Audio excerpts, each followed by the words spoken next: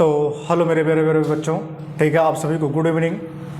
ठीक, चलिए आइए हम लोग क्या करते हैं, क्लास 12 वालों के टॉपिक को देखते हैं, जो कि आप लोगों को इसके पहले वाला टॉपिक आपको मिल गया होगा।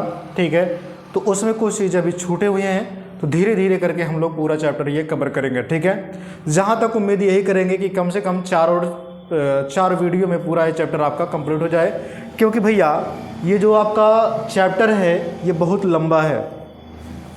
जो पहला चैप्टर है वो बहुत लंबा चैप्टर है। पहला चैप्टर क्या है आपका, बहुत लंबा चैप्टर है, तो इसलिए मैं चाहूँगा कि जल्दी से जल्दी इसको पढ़ा करके इसको ख़त्म कर दिया जाए। ठीक है, चलिए आइए यहाँ पर ध्यान दीजिए। मैंने आपके लिए एक हेडिंग डाला है, इसका फिगर मैंने बना दिया, जिसको बोलते हैं लघु बीजाणु या परागकण। लघु बीजाणु या परागकण ये फिगर है। ठीक है, जो कि ये फिगर इम्पॉर्टेंट भी है। क्या है? इम्पॉर्टेंट भी है। ठीक है, तो IMP है भैया। ठीक है, लघु बीजाणु पर्ड की बात करें, जिसको बोलते हैं माइक्रोस्पोर पोलन ग्रेन। क्या बोलते हैं? माइक्रोस्पोर या फिर पोलन ग्रेन। अगर हम इनकी बात करें रसगुल्लों, ध्यान दीजिएगा, तो यहाँ पर मैंने इसका स्ट्रक्चर बनाया है। फिगर का नाम आप लोग जरूर लिखेंगे। कोई भी फिगर बनाएंगे, यदि उसका नाम आप नहीं लिखते हैं तो वो फिगर अधूरा माना जाता है। ठीक है, जैसे आप हैं तो आपका कोई नाम पड़ा होगा, यदि आपका नाम नहीं पड़ा होगा तो आप भी क्या होंगे, अधूरे एक माने जाते हैं। ठीक है, समझिएगा बात को।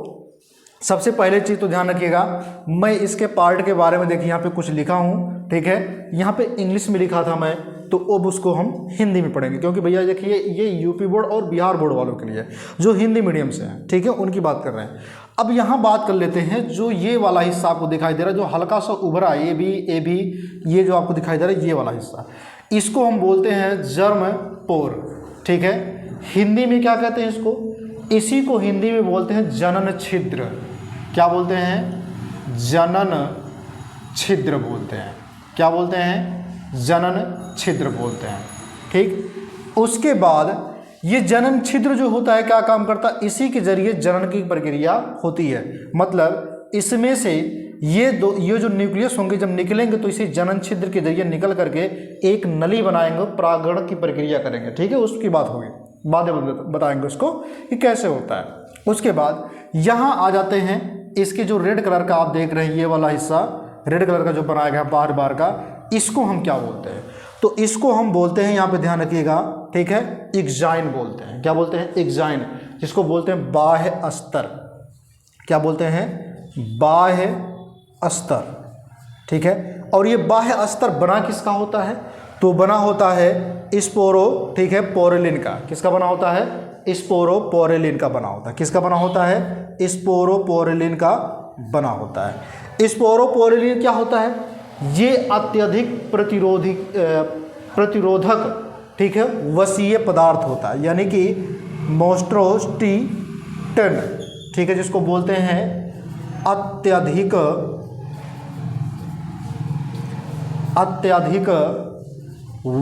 प्रतिरोधी, अत्यधिक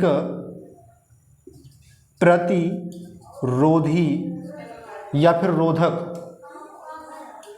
प्रतिरोधक।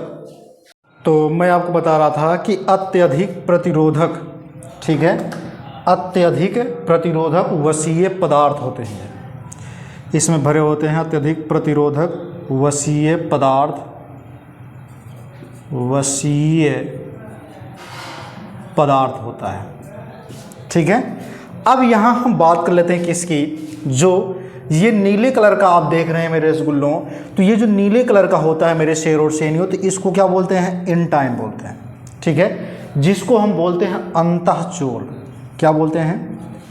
अंतःचोल कह लीजिए या फिर अंतः अस्तर कह लीजिए। इसको हम बाह्य चोल कह सकते हैं, या फिर हम इसी को कहते हैं बाह्य अस्तर भी कह सकते हैं, दोनों चीज़ें कह सकते हैं। अंतःचोल की अगर हम बात करें तो ये बना किसका होता है? तो पेक्टोसेलुलोज का बना होता है। किसका बना होता है? ठीक है, पेक्टोसेलुलोज का ये अंतःचोल बना होता है। आगे हम बात कर लेते हैं, यहाँ पर इसके अंदर जो भी चीज़ें पाई जाती हैं, इसके सबसे बड़ी चीज़ तो ये केंद्रक होता है, ये जो नीले कलर का आप देख पा रहे हैं ये केंद्रक, जो कि क्या है, इसमें वेजिटेटिव न्यूक्लियस, इसको हम क्या बोलते हैं, वेजिटेटिव न्यूक्लियस, या फिर जिसको बोलते हैं वर्धी केंद्रक या फिर कायिक केंद्रक, वर्धी केंद्रक या फिर कायिक केंद्रक बोलते हैं। इसे क्या बोलते हैं, वर्धी केंद्रक, वर्धी या फिर कायिक केंद्रक बोलते हैं। ठीक है, वर्धी कह लीजिए या फिर कायिक कह लीजिए, दोनों वही चीज़ होगा। उसके बाद इसके अंदर इसके जो फ्यूल भरे होते हैं, जो द्रव भरे होते हैं, उसको हम बोलते हैं वेजिटेटिव सेल। क्या बोलते हैं, वेजिटेटिव सेल, जिसको बोलते हैं, ठीक है, वर्धी कोशिका। क्या बोलते हैं, वर्धी कोशिका, वर्धी कोशिका बोलते हैं। क्या बोलते हैं, वर्धी कोशिका बोलते हैं। अब यहाँ पे ध्यान दीजिएगा, इसी के जस्ट यहाँ पे जो रेड कलर का हमने बनाया है, इस रेड कलर के बाहरी हिस्से को क्या बोलते हैं, ठीक है, तो बोलते हैं जनरेटिव सेल। क्या बोलते हैं, जनरेटिव सेल, जिसको हम बोलते हैं जनन कोशिका। क्या बोलते हैं, जनन कोशिका। यही जनन कोशिका क्या होती है, निषेचन करने में, ठीक है, इसके अंदर जो होते हैं ये निषेचन करने के लिए क्या होता है, ये जनन छिद्र से बाहर आता है। ठीक है, निषेचित करने के लिए। इसके बीच में जो ये सेल आप देख रहे हैं, इसको क्या बोलते हैं, जनरेटिव न्यूक्लियस बोलते हैं, यानी कि इसको बोलते हैं केंद्रक, जनन केंद्रक बोलते हैं। क्या बोलते हैं, जनन केंद्रक बोलते हैं इसको। ठीक है, तो ये जनन केंद्रक, ये मैंने सब आपके एकदम पूरा का पूरा इसका क्या नाम है, चीड़ फाड़ करके इसका मैंने पूरा आपको बता दिया। ठीक है, इस फिगर का नाम क्या है, मैंने फिगर भी आपको बता दिया। अब इसमें ध्यान क्या रखना है, अब इसमें आपको लिखना भी है। क्या करना है, लिखना है। ये इस प्रकार से आप क्या कर लीजिए, इसका फिगर जो है मतलब ये हेडिंग डालिए, उसके बाद ये फिगर बनाइए। फिगर के बाद आप लिखेंगे, क्या लिखेंगे कि जो परागकण होता है, यानी कि जिसको परागकण को हम क्या बोलते हैं, नर युग्मक को भी बोल सकते हैं या फिर नर युग्मक।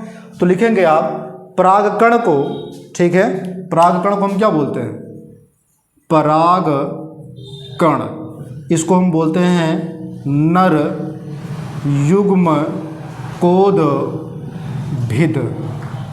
ठीक है, तो नर युग्म कोद भिद बोल सकते हैं, या फिर इसी को हम बोलते सकते हैं नर युग्मक। ठीक है, क्योंकि युग्म कोद भिद से युग्मक ही बनता है। अब समझाते हैं। अब लिखेंगे कि परागकण, ब्रैकेट में लिखेंगे नर युग्म कोद भिद, ब्रैकेट बंद, परागकण की प्रक्रिया, ठीक है, परागकण की प्रथम कोशिका होता है। ठीक है, परागकण, ठीक है, क्या होता है, ये प्रथम कोशिका होता है, जो पॉलन ग्रेन कैसा होता है, हेप्लॉइड होता है। परागकण प्रथम कोशिका होती है जो यानी कि हेप्लॉइड होती है। हेप्लॉइड का मतलब क्या होता है, द्विगुणित या फिर आगुणित कह लीजिए।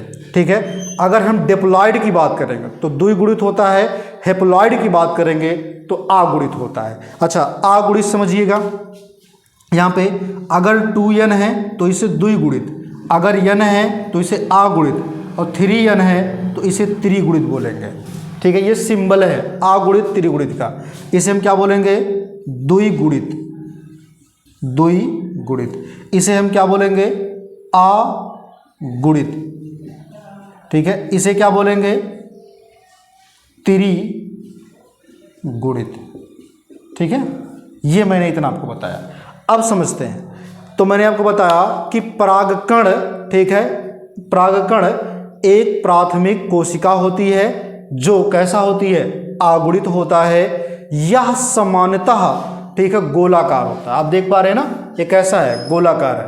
परागकण कैसे होते हैं, गोलाकार होते हैं।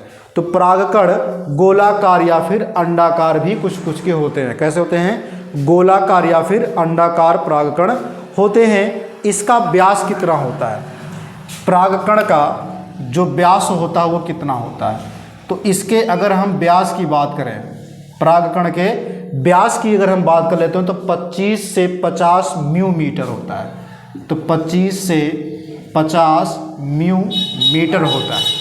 25 से 50 म्यू मीटर परागकण का व्यास होता है, यानी कि डायमेंशनल जो होता है। ठीक है, इसमें दो भित्तियां पाई जाती हैं। मैंने आपको बताया ना, इसमें कितनी लेयर पाई जाती हैं, दो। पहला आपका कौन सा हो जाएगा, बाह्य स्तर, दूसरा आपका हो जाएगा अंतः स्तर, जिसको बोलते हैं बाह्य चोल या फिर अंतःचोल। आप लिखेंगे उसके बाद कि इसका व्यास 25 से 50 मिलीमीटर होता है। इसमें दो भित्तियां पाई जाती हैं, बाहरी भित्ति बाह्यचोल तथा आंतरिक भित्ति अंतःचोल कहलाती है। आंतरिक भित्ति क्या बनता है उसको बोलते हैं, आंतरिक भित्ति जो है क्या बोलते हैं उसको, पेप्टोसेलुलोज का बना होता है। किसका? पेप्टोसेलुलोज का, पेप्टोसेलुलोज का बना होता है। ठीक है, क्या लिखेंगे आप? आंतरिक भित्ति पेप्टोसेलुलोज का बना होता है। बाह्य चोल, ठीक है, फिर बाह्य परत किसका बना होता है? तो बना होता है बोलेलिन का। किसका बना होता है? बोरेलिन का। स्पोरो, ठीक है, बोरेलिन है भैया, ये बी रहेगा, बोरेलिन का। ठीक है, बोरेलिन का बना होता है। यहाँ पे लिख दे रहा हूँ किसका, ये इधर तो नहीं है, यहाँ पे लिख दे रहा हूँ स्पोरो, ठीक है,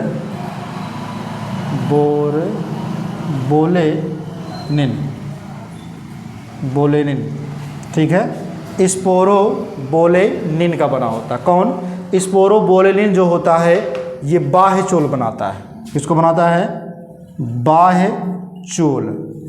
ठीक है, और ये कौन बनाएगा? अंतःचोल। ठीक है, अब आगे देख लेते हैं। जब ऐसा हो जाए, इतना आपने लिखा, उसके बाद क्या होगा? बनाता है जो अत्यधिक प्रतिरोधकीय, क्या होते हैं? जो अत्यधिक प्रतिरोधक वसीय पदार्थ होता है, इस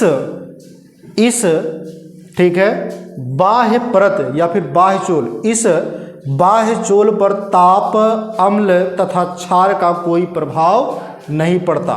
इस बाह्य चोल पर ताप, ठीक है, अम्ल तथा क्षार का कोई प्रभाव यानी कि कोई इफेक्ट नहीं पड़ता।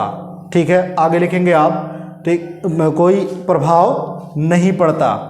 यही कारण है कि पॉलन ग्रेन, यही कारण है कि क्या नाम है, परागकण, यही कारण है कि परागकण जैविक अपघटन नहीं करते। यही कारण है कि परागकण जैविक अपघटन नहीं करते। जैविक अपघटन मतलब वो, ठीक है, गलते वगैरह नहीं है, अपने आप से जो है वृद्धि नहीं करते हैं। ठीक है, जब वो नमी स्थान पाएंगे तभी ऐसा करते हैं। तो जैविक अपघटन नहीं करते हैं क्योंकि यह उच्च ताप, अम्ल, क्षार को सहने में सक्षम होते हैं। क्योंकि यह उच्च ताप, अम्ल तथा क्षार को सहने में सक्षम होते हैं।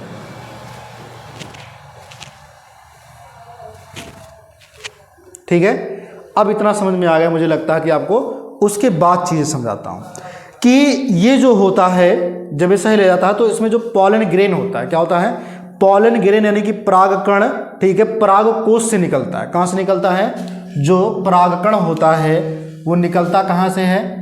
तो परागकोश से निकलता है। कहाँ से निकलता है? परागकोश से परागकण निकलता है। कौन निकलता है? परागकण। ठीक है, परागकोश से परागकण निकलता है। कौन निकलता है?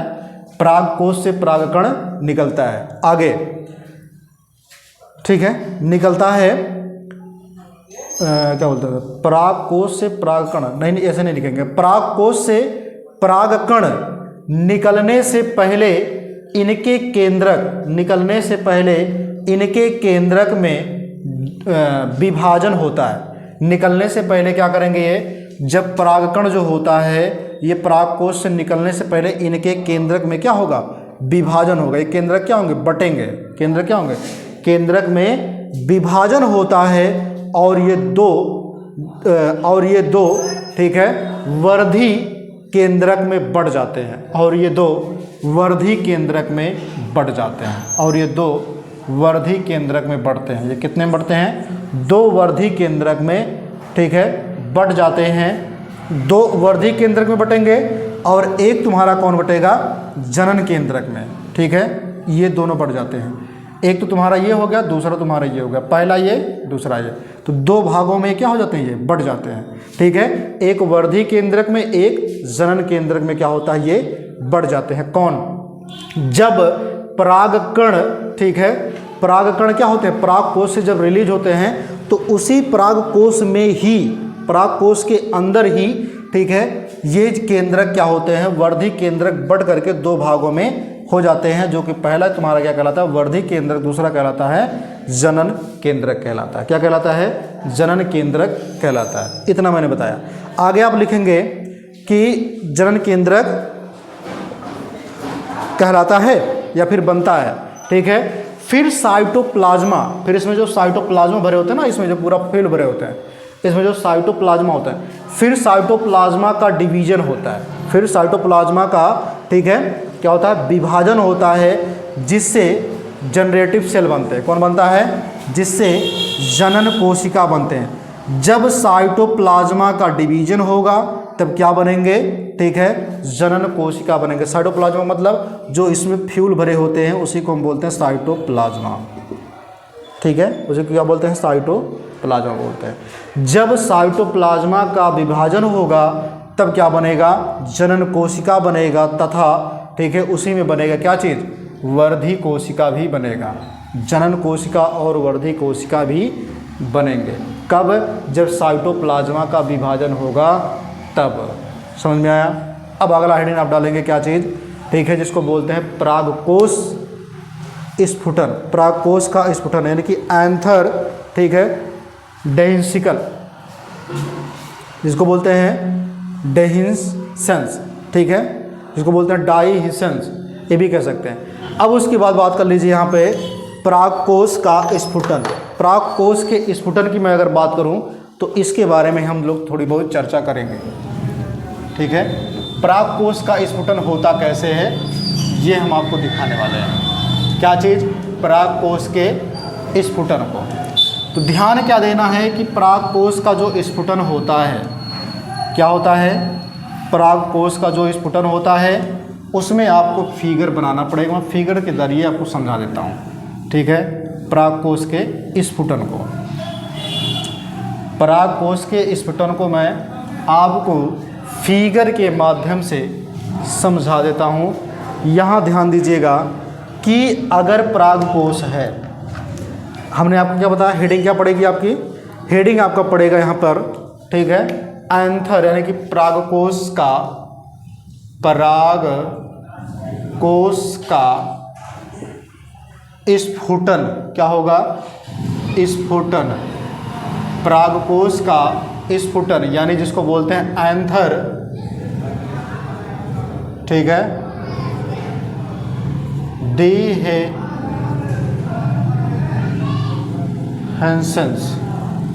ठीक है, ये तुम्हारा आ गया परागकोश का स्फुटन। तो परागकोश के स्फुटन की अगर मैं बात कर लूँ तो इसमें भी कई चीज़ें आते हैं। जैसे मान लीजिए मैंने एक फिगर आपको बना के दिखा रहा हूँ। जैसे ये मान लेते हैं ये परागकोश है, ठीक है।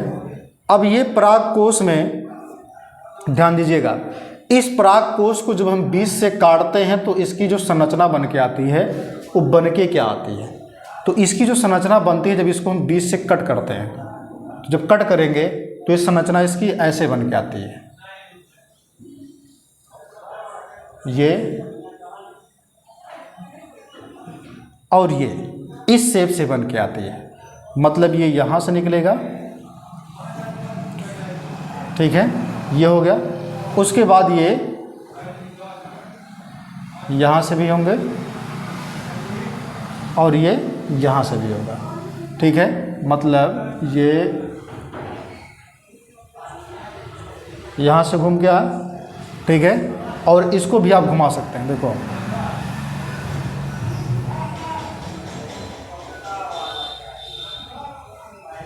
ये रहा। अब समझाते हैं आपको कि इसी के बीच में ध्यान रखिएगा, इसी के बीच में क्या भरे होते हैं, परागकण भरे होते हैं। परागकण भरे होते हैं। क्या भरे होते हैं? परागकण। ठीक है, ये परागकण है। क्या है? परागकण। ठीक है, तो मैंने आपको परागकण बना करके मैं आपको दिखा दे रहा हूँ। अब ध्यान से समझिएगा कि ये जो परागकण होते हैं, इसके अंदर जो भी चीज़ें आती हैं उसके बारे में हम लोग लिख लेते हैं कि क्या क्या चीज़ें हैं। समझिएगा, सबसे पहली चीज़ तो कि इसके अंदर जो मैंने आपको बताया था कि कौन कौन सा हिस्सा इसमें बनेगा, कौन कौन सा हिस्सा इसमें बनेगा, समझाता हूँ आपको। ऐसे भी जब ये इनका स्फुटन होगा, जब इनका स्फुटन होगा तो ये टूट करके आकर के यहाँ पर गिरेंगे, यानी ये यहाँ पर आ जाएंगे, ये बिखर जाएंगे। ठीक है, और यही जब परागकोश से निकलेंगे टूट करके तो ये चले जाएंगे वर्तिकाग्र पर। कहाँ चले जाएंगे? वर्तिकाग्र पर चले जाएंगे, और एक अनुकूल परिस्थितियाँ आने पर उसमें से क्या करेंगे, ये पराग नलिका का निर्माण करेंगे, जिसके जरिए निकल करके वही पराग नलिका के जरिए उसके अंदर क्या नाम नर युग्मक जाएगा, उसके साथ साथ सहायक केंद्रक भी जाते हैं। दोनों साथ साथ में जाकर के किससे मिलेंगे? अंड कोशिका से मिलेंगे और फिर निषेचित होगा। ठीक है, तो प्रक्रियाएं मैं सब आपको बताऊंगा। अब समझिएगा, यहाँ पर मैं नामकरण भी कर दे रहा हूँ। तो सबसे पहली चीज़ तो ध्यान रखिएगा, इसको बोलते हैं पॉलन सेक। क्या बोलते हैं? पॉलन सेक। ये वाला जो हिस्सा है पॉलन सेक बोलते हैं, पॉलन सेक। अब समझिएगा, ये पॉलन सेक हो गया। अच्छा, पॉलन ग्रेन किसको बोलते हैं? ये तुम्हारा पॉलन ग्रेन हो गया, पॉलन ग्रेन, पॉलन ग्रेन जिसको परागकण बोलते हो। अब उसके बाद समझिएगा, ठीक है, यहाँ पर कुछ चीज़ें होती हैं जिसको बोलते हैं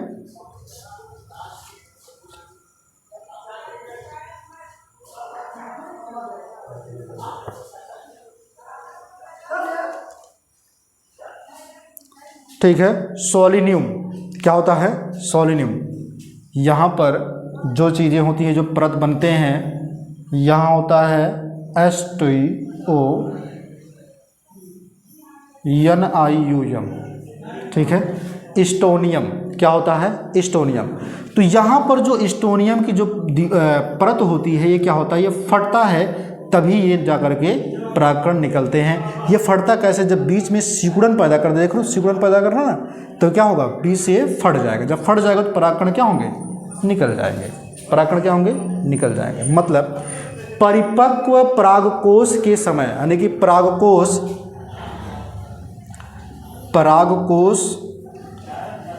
के परिपक्वन, परागकोश के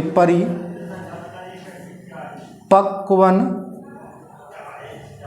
के समय, परिपक्वन के समय, जब परागकोश का परिपक्वन हो जाता है तो उस टाइम क्या क्या चीज़ें होती हैं? जब परागकोश का परिपक्वन होता है तो उस टाइम ध्यान रखिएगा कई चीज़ें बनती हैं। सबसे पहली चीज़ तो ध्यान रखिएगा कि इसमें जो इंटरनल लेयर होती है, यानी कि एक्सटर्नल लेयर, जिसको बोलते हैं बाह्य अस्तर, तो बाह्य अस्तर क्या होता है? फट जाता है। बाह्य अस्तर क्या होता है? फट जाता है। कब? जब परागकोश का परिपक्वन होता है तब। ये पहला चीज़ हो गया। दूसरा क्या होता है कि जो इनमें इंटरनल चीज़ें हैं, यानी कि अंतः अस्तर, ठीक है, तो अंतः अस्तर क्या होता है? तो अंतः अस्तर जो होता है, जिसको बोलते हैं स्टोनियम, ठीक है, पतली हो जाती है। अंतः अस्तर पर स्टोनियम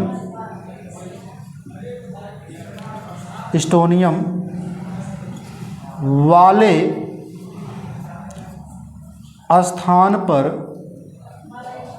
पतली होती है। ठीक है, जब पतली हो जाएगी तो अपने आप फट जाएगा। उसके बाद इसमें मिडिल बनाएगा। क्या बनाएगा? मिडिल बनाएगा। और क्या बनाएगा? टेप्टम भी बनाएगा। ठीक है, middle layer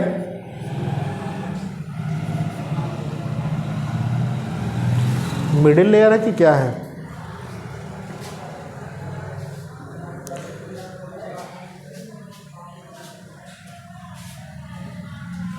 sorry, middle layer नहीं है, ठीक है, मिडिटेट है, मिडटेट,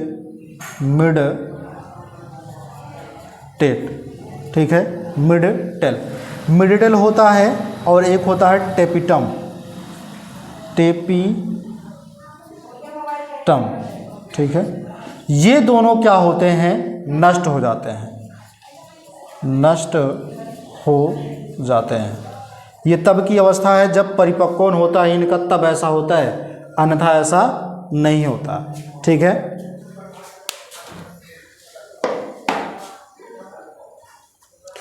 मिडलर भी बोलते हैं उसको। अब इतना हो गया आपको, ठीक है। तो इसी के बारे में आपको लिखना भी है, इसी के बारे में आपको लिखना भी है। चलिए आइए लिखते हैं। सबसे पहली चीज़ तो ध्यान रखिएगा, यहाँ पर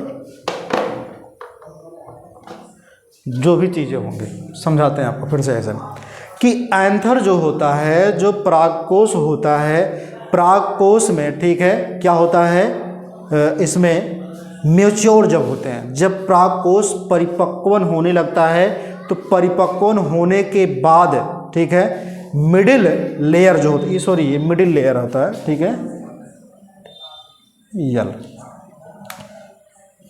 ठीक है, मिडिल लेयर है, ये क्या है, लेयर, मिडिल लेयर, ठीक है। परिपक्वन के समय, ठीक है, यानी कि परिपक्वन के बाद मिडिल लेयर व टेपिटम नष्ट हो जाते हैं, मिडिल लेयर व, ठीक है, टेपिटम नष्ट हो जाते हैं, और ठीक है, परागकोश में इंटरनल लेयर, परागकोश में, ठीक है, बाह्य स्तर और अंतः स्तर, ठीक है, बचे रहते हैं, बाह्य स्तर और अंतः स्तर बचे रहते हैं, ठीक है। जो क्या बोलते हैं उसको, स्टोनियम, जो स्टोनियम वाले सिकुड़कर, जहाँ क्या होंगे, जो स्टोनियम वाले स्थान पर क्या होंगे, जो स्टोनियम वाले स्थान पर इंटरनल लेयर, अंतः स्तर, ठीक है, क्या होंगे, पतली हो जाती है, और पतली होने के बाद क्या होता है, ये सिकुड़न पैदा कर देती। जब कोई चीज़ पतली होती है सिकुड़न पैदा कर देती ना, पैदा करने के बाद क्या कर देगी, ठीक है, उस लेयर को फाड़ देती है, और जब तनाव उत्पन्न होगा, तो जब फटेगा तो क्या होगा, परागकण उसमें से बाहर निकल करके चले जाएंगे, ठीक है। और वही परागकण जब बाहर निकल के चले जाएंगे तो किसी न किसी के माध्यम के जरिए, ठीक है, किसी दूसरे पर जाकर के परागित होंगे। समझ में आया इतनी बात? एक बार फिर से मैं आपको लिखा देता हूँ, ठीक है। लिख लीजिए कि परागकोश के, लिखेंगे आप, परागकोश के मैच्योर होने के बाद, परागकोश के मैच्योर होने के बाद, या मैच्योर मतलब होता है परिपक्वन के बाद, मिडिल लेयर व, मिडिल लेयर व क्या होगा, मिडिल लेयर व टेपिटम नष्ट हो जाते हैं, और एंथर में, ठीक है, इंटरनल या, और एंथर में इंटरनल तथा एक्सटर्नल, इंटरनल और एक्सटर्नल बचे रहते हैं, बचे रहते हैं। स्टोनियम, ठीक है, स्टोनियम वाले स्थान पर इंटरनल लेयर, स्टोनियम वाले स्थान पर इंटरनल लेयर पतली होती है, स्टोनियम वाले स्थान पर इंटरनल लेयर पतली होती है, जो सिकुड़कर, ठीक है, क्या कर देती है, तनाव पैदा कर देती है, जो सिकुड़कर तनाव पैदा कर देती है, जिससे बाह्य स्तर और अंतः स्तर क्या होते हैं, इंटोनियम वाले स्थान से फट जाते हैं, जिससे बाह्य स्तर और अंतः स्तर, ठीक है, इंटोनियम सिटोनियम, ठीक है, स्टोनियम वाले स्थान से क्या होते हैं, फट जाते हैं, जिसके कारण, ठीक है, फट जाते हैं, जिसके कारण, ठीक है, क्या होते हैं, परागकण बाहर आ जाते हैं, और तो इस क्रिया को परागकोश का स्फुटन कहते हैं।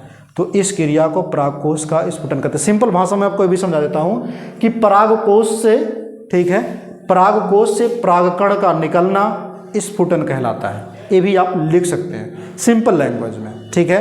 अब चलिए मैं बताता हूँ, जब ये परागकण निकलेंगे तो ये क्या क्या कारनामे करते हैं। जब परागकण निकलते हैं तो ये कारनामे क्या क्या करते हैं, ये मैं आपको अब बताने वाला हूँ, ठीक है। तो चलिए आइए कारनामा इनका हम देखते हैं परागकण का, ठीक है। चलिए आइए,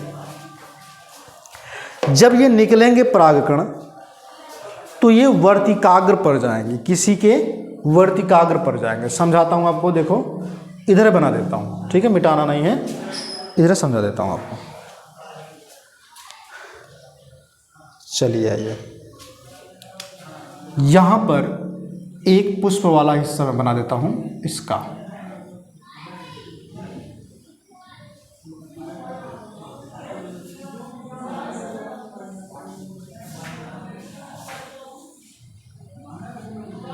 ठीक है। और यहाँ पे वो रहेगा अपना, मतलब नर युग्मक वाला। अब लेकिन मैं आपको समझा रहा हूँ, यहाँ से जो परागकण होंगे, परागकण आएंगे इस पर, यहाँ पर आएंगे, ठीक है। जब परागकण यहाँ पर आएंगे, समझिएगा, परागकण यहाँ आएंगे तो यहाँ पे क्या होगा, इनका अंकुरण भी होगा, इनका क्या होगा, अंकुरण होगा।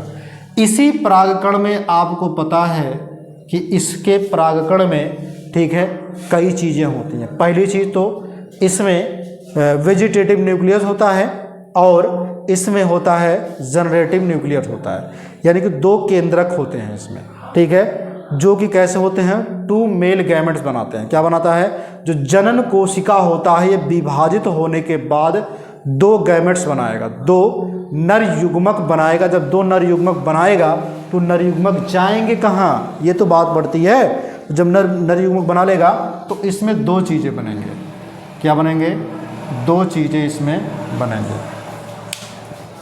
कलर कर देता हूँ, इसमें दो नर युग्मक बनेंगे,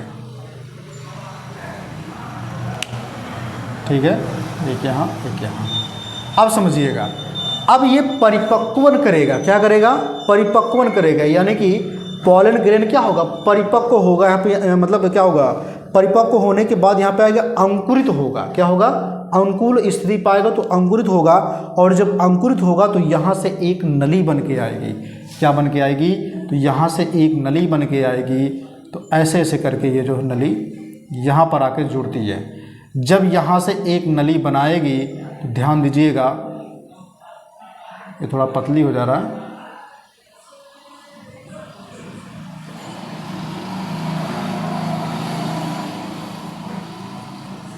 ठीक है। यहाँ से नली बनाया है,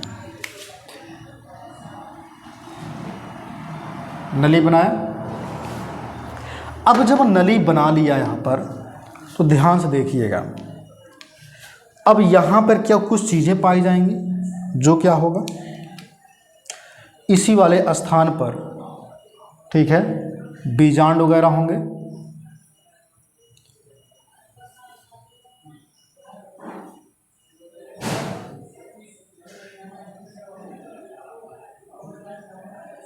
ठीक है। अब इसी में ध्यान रखिएगा, कोशिका भी होंगे, कुछ अंड कोशिकाएं भी होंगी यहाँ बीच में, इधर 3 होंगे और इधर भी 3 होंगे। जो प्रतिमुखी कोशिकाएं होती हैं, ये प्रतिमुखी कोशिकाएं हैं। और ये तुम्हारे कौन सी हैं, ये बीच वाला अंड कोशिका है, साइड साइड वाले तुम्हारे क्या हैं, सहायक कोशिका होते हैं। तो उसको भी छोड़ते, उसके बारे में नहीं जानकारी लेंगे, यहाँ पर हम केवल जानकारी लेंगे, ठीक है। अब समझिएगा, जब यहाँ पर अंकुरित होंगे तो दो नर युग्मक बनेगा। क्या बनेगा, दो नर युग्मक बनेगा और एक तुम्हारा बनेगा वेजिटेटिव, ठीक है, न्यूक्लियस बनेगा, यानी कि वर्धी केंद्रक बनेगा, ठीक है। अब समझाते हैं आपको, यहां पर दो नर युग्मक बन के आएगा और एक तुम्हारा क्या बन के आएगा, ठीक है, वेजिटेटिव न्यूक्लियस। जो ये होता है जिसको बोलते हैं वर्धी या फिर कायिक केंद्रक। क्या बोलते हैं, कायिक केंद्रक। और इन दोनों को हम क्या बोलते हैं, नर युग्मक। क्या बोलते हैं, नर युग्मक, यानी कि मेल गैमेट। ये धीरे धीरे आगे की तरफ आएगा और ये क्या होगा, वर्धी केंद्रक जो होगा, क्या होगा, वर्धी केंद्रक। यहाँ पर क्या चीज बैठेगा, यहाँ पर जो बैठेगी वो फीमेल गैमेट होगी। कौन सी होगी, फीमेल गैमेट, ठीक है, जिसको बोलते हैं मादा युग्मक होगा। जब इसमें मादा युग्मक होगा, ध्यान सुनिएगा, मादा युग्मक जो होगा ये आएगा यहाँ से वर्धी केंद्रक, ये इससे निषेचित हो जाएगा, ये इससे निषेचित हो जाएगा, और जो नर युग्मक जो आएंगे इसमें जो बीच में केंद्रक होगा इससे मिलकर के दो ध्रुवीय केंद्रक बना लेंगे, दो अलग अलग केंद्रक बना लेंगे, बढ़ करके एक इधर हो जाएगा एक उधर हो जाएगा, तो दो ध्रुवीय केंद्रक बना लेंगे। एक जो है टूट करके चला जाता है इस साइड और एक टूट करके चला जाता है इस साइड, ठीक है।